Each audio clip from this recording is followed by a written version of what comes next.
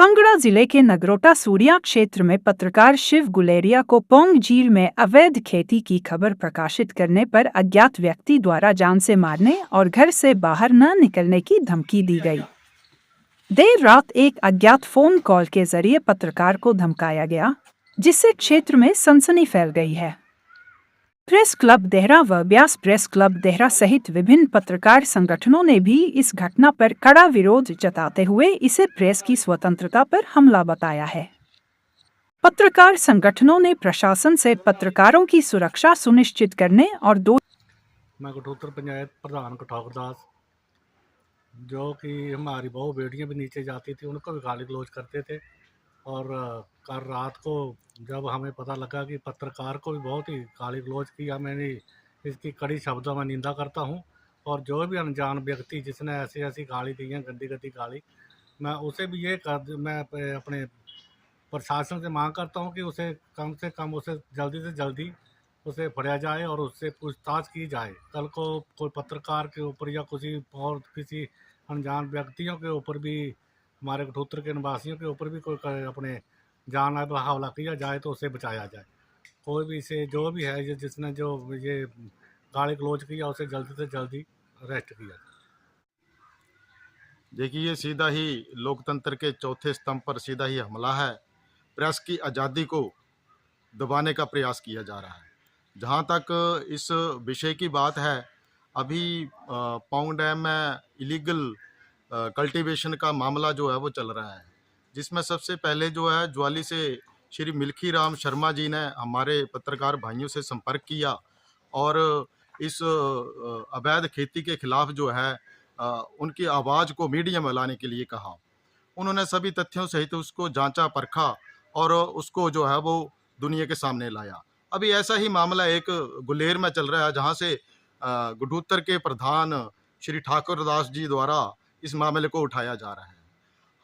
उन्होंने हमारे पत्रकार मित्रों से संपर्क किया कि यहाँ पे गुलेर में कोई अवैध खेती हो रही है और तारबंदी को हम हटाना चाहते हैं, जिसकी कवरेज को लेकर हमारे पत्रकार मित्र भाई को जो है वो बुलाया गया। ऐसे ही वो 3 बार गए वहाँ पे, उनको कवरेज किया, लेकिन बड़े दुख की बात है और ये हमें समाज को भी देखना होगा कि अगर कोई पत्रकार को कहीं बुलाता है, अपनी पक्ष रखना चाहता है, तो पत्रकार वहाँ पर जाते हैं और उनको पक्ष को सुनते हैं और दुनिया के सामने लाते हैं। लेकिन किसी को अगर पत्रकार के इस दी गई कवरेज को लेकर कोई आपत्ति थी, तो वो उनसे मिलकर अपना पक्ष जो है वो रख सकते थे।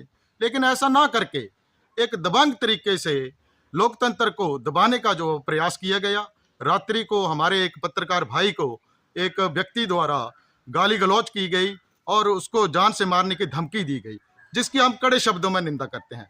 और नगरोटा सूरिया प्रेस क्लब ये मांग करता है कि पुलिस प्रशासन इस पर तुरंत कड़ी से कड़ी कार्रवाई करे और दोषियों के खिलाफ दोषियों को सजा दे। धन्यवाद। नमस्कार समस्त पत्रकार बंधुओं को।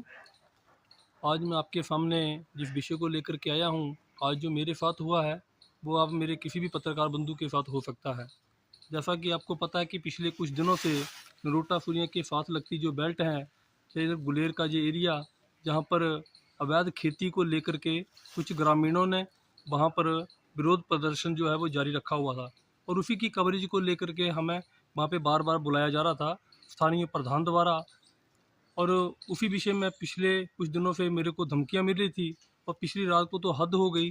रात 10 बजे के बाद मेरे फ़ोन के ऊपर किसी अनजान शख्स ने मेरे को जान से मारने की धमकी दी, साथ में इतनी गंदी गंदी गालियाँ जो हैं मुझे दी गई। तो उसी वक्त मैंने थोड़ी देर के बाद ही पुलिस प्रशासन को उसके बारे में अवगत कराया और अपने पत्रकार बंधुओं को भी, जिसकी मैंने लिखित रूप में पुलिस थाना हरपुर में शिकायत दर्ज करवाई है।